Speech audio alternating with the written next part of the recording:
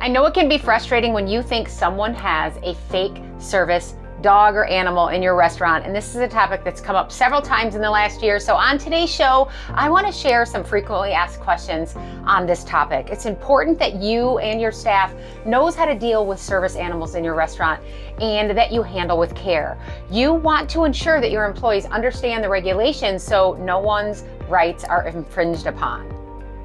The Americans with Disabilities Act prohibits discrimination against people with disabilities by places of public accommodations such as restaurants, hotels, retail stores, theaters, parks, concert halls, and sports venues. Your business must allow people with disabilities to bring their service animals onto the premises and into the areas where the public is generally allowed. The ADA makes it clear that service animals are working animals and are not classified as pets. The tasks performed by the animal must also directly relate to the person's disability. Service animals help people with disabilities perform tasks for which they need assistance. Most of us are familiar with a guide dog used by people who are blind or have visual impairments. However, service animals also help people with a variety of other disabilities, such as alerting deaf or hard of hearing individuals to sounds, carrying and picking up objects for individuals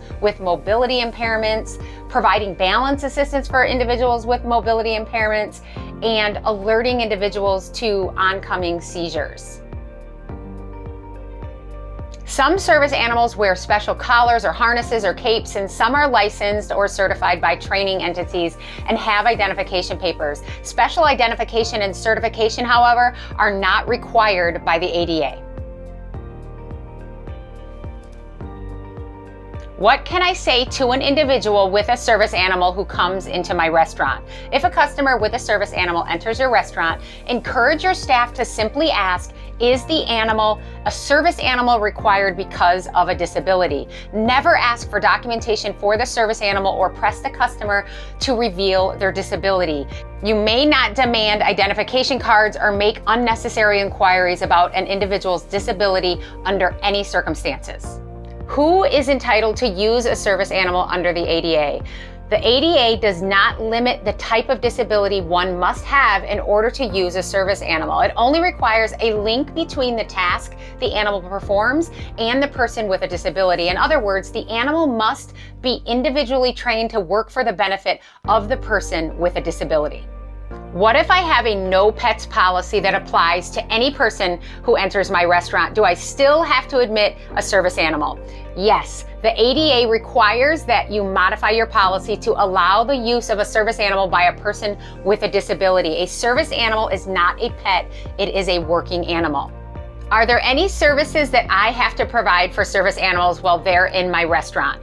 No, the owner of the service animal is solely responsible for its care and supervision. You are not required to provide care or food or a special location for the animal.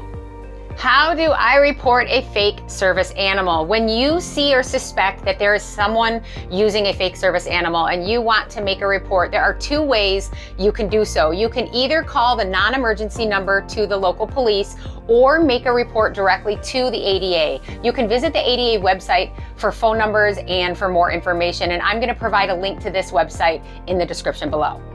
Can someone get in trouble for having a fake service animal? People can get in a lot of trouble for having a fake service animal in your restaurant. Many states have passed laws to make having a fake service animal illegal. The penalties vary depending on where the violation took place. Spotting and catching a fake service dog or animal to report isn't really all that easy. There's no list or registry of service animals in the US, so there's no real way to search this information, and this can make it difficult to identify the legitimacy of someone's service animal.